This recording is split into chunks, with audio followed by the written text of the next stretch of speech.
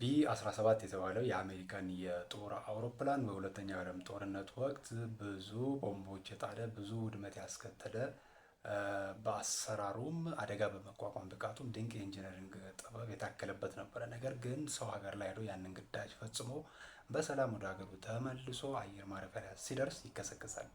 ለምን የሚለው የአቪዬሽን ኢንዱስትሪ እና የሳይኮሎጂን ትስስር የሚያጠናክር አዲስ ፊልድ ኦፍ ስቴዲ የጥናት መስክ እንዲፈጠር ምክንያት ሆኗል። ከዛ ባሻገር በስልኮቻችን ላይ ድምፅ መጨመሪያ እና መቀነሻ በተኖች አካባቢ ፓወር ኦን እና ኦፍ ማድረጊያ አብሮ ስለመሆኑ፣ ባንኮች አካባቢ ኤቲኤም ማሽኖች ላይ ቦርቀቅ ቦርቀቅ ተብሎ ጽሁፎች እንዲታዩ መደረጉ፣ የኮምፒውተር ማውዝ መጠቀም መጀመርን ያለ ማውዝ ነበር ከዚህ ቀደም፣ የትራፊክ መብራቶች በተለያዩ ህብረ ቀለማት ማሸብረቃቸው እንዳልኳችሁ አዲስ የሰው ልጆች ያስተሳሰብ ሁኔታና ከሚፈጠሩ ቴክኖሎጂካል ኢኖቬሽኖች ጋር ትስስር እንዴት መሆን አለበት በሚል አዲስ ሂውማን ፋክተር በሚል አዲስ የትምህርት የጥናት ዘርፍ እንዲከፈት ምክንያት ሆኗል። በዚህ ቪዲዮ ጥቂት ጊዜ ከሰጠኝ ስለ እነዚህ ጉዳዮች አጠር ያለ ማብራሪያ እሰጣለሁ። አብራችን ቆዩ።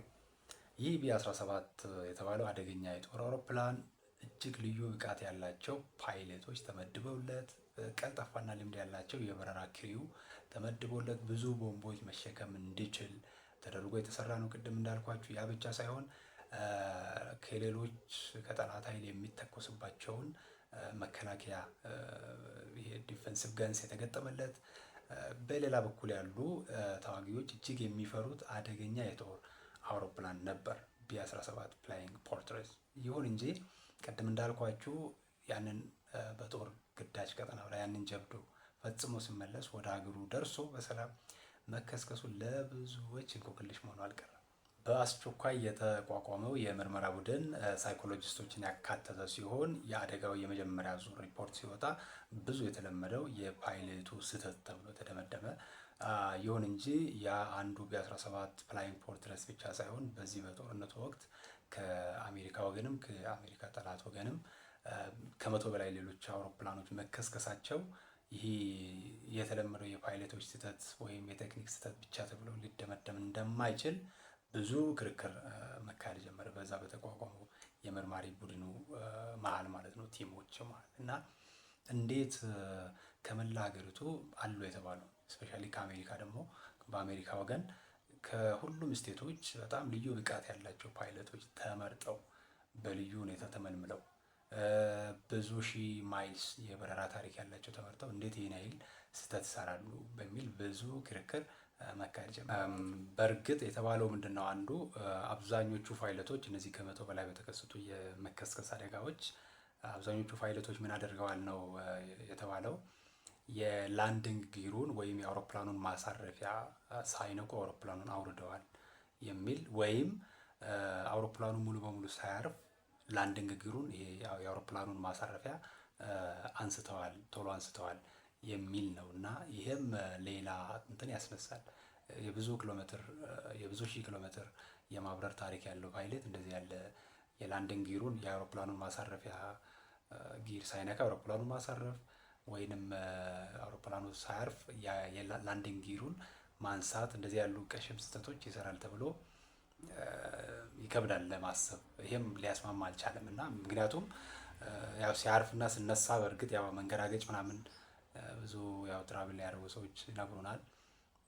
አንድ የአፍሪካ ሀገር በሪሰርች ጉዳይ እጄ ነበር እና ጎረቤት የአፍሪካ ሀገር በቃ ሲያርፍ አውሮፕላኑ በጣም ነበረ በጣም ያስደነግጥ ነበር። ማለት ልክ ሌላ እንትን ውስጥ የሆነ በኮረኮንች መንገድ የምንሄድ ሁላ እስኪመስለኝ በጣም እንትን ይል ነበር እና እንገራገጭ ነበር እና ደግሞ እዚሁ ሀገር ውስጥ በኢትዮጵያ አየር መንገድ በቃ ምንም ሳይታወቅ አርፈናል። ምንም ሳይታወቅ እና እንዲህ ያለ እንትን ለአደጋ ማድረስ አለማድረሱን ለአደጋ መዳረግ አለመዳረጉን የሚያውቁት በእርግጥ ፓይለቶቹ እና ለዘርፉ ቴክኒካል እውቀት ያላቸው ሰዎች ቢሆንም በዚህ በቢ-17 ፍላይንግ ፎርትሬስ ላይ የተከሰተው አደጋ እና በሌሎች ከመቶ በላይ በሁለተኛው የዓለም ጦርነት ወቅት በነበሩ የመከስከስ አደጋዎች ላይ በተከሰቱ ጉዳዮች ላይ የተደረገው ጥናት ይሄ የማሳረፊያ የአውሮፕላኑን የላንዲንግ ጊር መንካት አለመንካት ጋር ይያያዛል የተባለው ሳያስማማ ቀረ ማለት ነው። የምርመራ ቡድኑ ስራውን ቀጥሎ የዚህ አስከፊ አደጋ መንስኤ የቢ17 ፍላይንግ ፎርትረስ አደጋ መንስኤ ተገኘ ማለት ነው። እና ምንድነው የአደጋው መንስኤ ተብሎ በጥናት ቡድኑ የተረጋገጠው? ፓይለቶቹ አውሮፕላኑ ጎማው እንዲዘረጋ የሚያደርገውና የሚነኩትና የአውሮፕላኑ ዊንግ የአውሮፕላኑ ክንፍ እንዲንቀሳቀስ የሚያደርጉ ስዊቾች ሁለቱ ስዊቾች በመልክ ሙሉ በሙሉ አንድ ከመምሰላቸው ባሻገር የተቀመጡበት አደራደር እጅግ አሻሚ በመሆኑ የተቀመጡበት አደራደር ወይም እጅግ ተጠጋግተው በመቀመጣቸው ፓይለቱ ጎማው እንዲዘረጋ የሚያደርገውን ነካው ብሎ ምንድን ነካ ማለት ነው? ክንፉ እንዲንቀሳቀሱ ወንጎቹ እንዲንቀሳቀሱ የሚያደርገውን ነካ ማለት ነው። እጅግ በጦፈ የጦርነት መሀል በተመሳሳይ የሚመስል መልክ፣ ተመሳሳይ ሳይዝ፣ ተመሳሳይ ሼፕ ደግሞ በጣም ተጠጋግተው የተቀመጡ እነዚህን ስዊቾች እንግዲህ በዛ በጦፈ ጦርነት መሀል መለየት አቅቷቸው ብዙ ፓይለቶች ይሄ አደጋ ሊከሰት ቻለ ማለት ነው። ምንድን ሆነ ማለት ነው? ጎማው እንዲዘረጋ የሚያደርገውን የነካ መስሎት ክንፎቹ እንዲንቀሳቀሱ የሚያደርገውን ነካ ማለት ነው። ስለዚህ ጎማው ሳይዘረጋ ምንድን ሆነ ማለት ነው? አውሮፕላኑ አረፈ ማለት ነው። ጎማው ሳይዘረጋ ያረፈ አውሮፕላን ደግሞ አደጋው ምንድን ነው? ዕጣ ፈንታው መከስከስ ነው።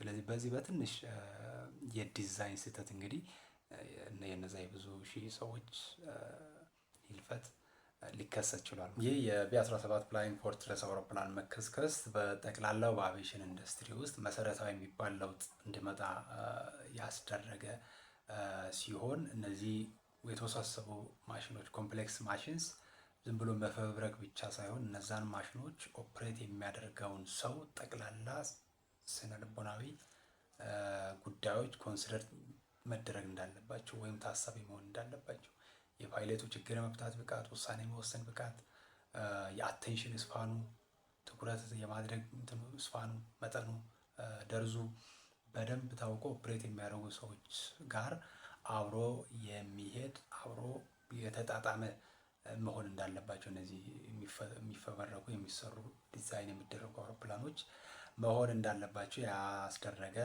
ነበረ። በአቪዬሽን ኢንዱስትሪ ውስጥ ትልቅ ንትርክ እንዲከሰት ያደረገ ነበረ የቢ17 ፍላይንግ ፎርትረስ መከስከስ ማለት ነው። ይህም ሂውማን ፋክተር ይባላል። ሂውማን ፋክተር ማለት አፕላይድ ሳይኮሎጂን ሰተት ብሎ ወደ አቪዬሽን ኢንዱስትሪ እንዲገባ ያደረገ ክስተት ነበር የዚህ አውሮፕላን መከስከስ ማለት ነው። በመሆኑም የቢ17 የምርመራ ቡድን ከሳይኮሎጂስቱ በተሰጠው ምክረ ሀሳብ ከጥናቱ በኋላ በተሰጠው ምክረ ሀሳብ መሰረት ወሳኝ ተብሎ የተለዩ የአውሮፕላኑ ስዊቾች እና መቆጣጠሪያዎች ላይ እዚህ ፍላይት ዴኩ ላይ በልዩ ቅርጽ ዲዛይን እንዲደረጉ እነዛ ስዊቾች በልዩ ቅርጽ ዲዛይን እንዲደረጉ ብቻ ሳይሆን ያ በልዩ ሼፕ ዲዛይን የተደረጉ ስዊቾች እና መቆጣጠሪያዎች አገልግሎቱን የሚያስረዱ እንዲሆኑ ተደርገው ዲዛይን እንዲደረጉ። ለምሳሌ ማውረጃ ነው፣ ከፍታ መጨመሪያ ነው፣ ዝቅ እንድል ማስደረጊያ ነው፣ ዊንጎቹ እንዲንቀሳቀሱ ማድረጊያ ነው፣ ጎማ እንዲወጣ ማድረጊያ ነው፣ እንዲገባ ማድረጊያ ነው የሚለውን ሼፑ ራሱ አገልግሎቱን እንዲጠቁም ተደርገው ዲዛይን እንዲደረጉ እና ያም በፍላይት ዴካቸው ላይ እንዲቀመጥ የሚል ምክረ ሀሳብ ቀረበ። ይሄ ለምንድን ይጠቅማል? በእንደዚህ ያለ በጦርነትም በሰላሙም ጊዜ አብራሪዎች ያለምንም ኤፈርትለስሊ አስበውበት ተጨንቀውበት ምናምን ሳይሆን ሼፑን ብቻ አይተው በደመ ነፍስ ይሄ ማውረጃ ነው፣ ይሄ እንዲህ ማድረጊያ ነው፣ ይሄ ክንፍ ማንቀሳቀሻ ነው፣ ይሄ ከፍታ መጨመሪያ ነው፣ ይሄ ምናምን ነው እያሉ በቀላሉ እንትን እንድሉት ያስችላል። በደመ ነፍስ ኤፈርትለስሊ እንዲቆጣጠሩት ያደርጋል ማለት ነው። ይሄ እንግዲህ የሼፕ ኮዲንግ የሚባል አዲስ ኮንሰፕት እንዲጸነስ በአቪዬሽን ኢንዱስትሪ ውስጥ ምክንያት ሆኗል ማለት ነው። በነገራችን ላይ ከቢ17 የጦር አውሮፕላን መከስከስ በኋላ ሼፕ ኮዲንግ በህግ ደረጃ በሁሉም ኮመርሻል ፕሌኖች ላይ በህግ ደረጃ አስገዳጅ መስፈርት ሆኗል።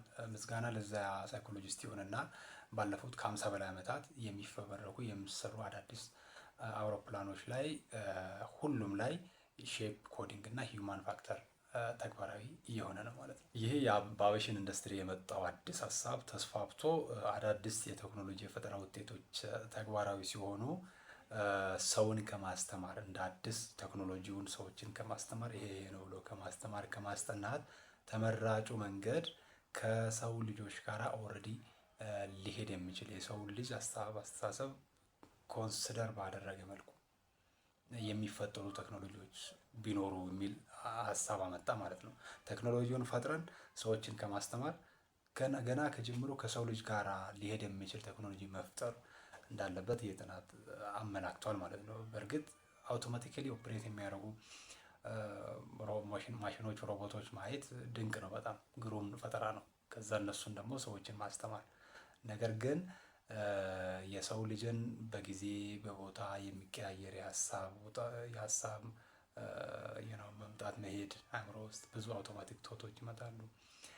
የስሜት መለዋወጥ ከፍ ዝቅ የሚል የስሜት ዥዋዥዌ ይኖራል እና ደስታ፣ ሀዘን ይኖራል፣ ጸጸት ምን ይኖራል እና ያንን ኮንሲደር ያላረገ ከሆነ ከጥቅሙ ጉዳቱ ሊያመዝን ይችላል እና 2010 አካባቢ ከ16 ዓመት አካባቢ በፊት የወጣ አንድ የቴክ አርቲክል ላይ ያነበብኩት ምንድነው የቴክኖሎጂ አርቲክል ላይ ወደፊት ከቅርብ ጊዜ በኋላ ይላል ያኔ ማለት ነው እንግዲህ ከቅርብ ጊዜ በኋላ የሚወጡ ሮቦቶች 90% ብቻቸውን አውቶማቲካሊ ኦፕሬት የሚያደርጉ ናቸው። 10% ብቻ ነው የሰውን ኢንቮልቭመንት የሚጠይቁት ይላልና አሁን እያየ ነው። እውነት ለመናገር 90% አንዴ ነካክተህ ካስቀመጥ ብቻቸውን ኦፕሬት ማድረግ የሚችሉ ናቸው። አንዴ ሰዎችን እንትን ብለህ ችግሩ ምንድነው?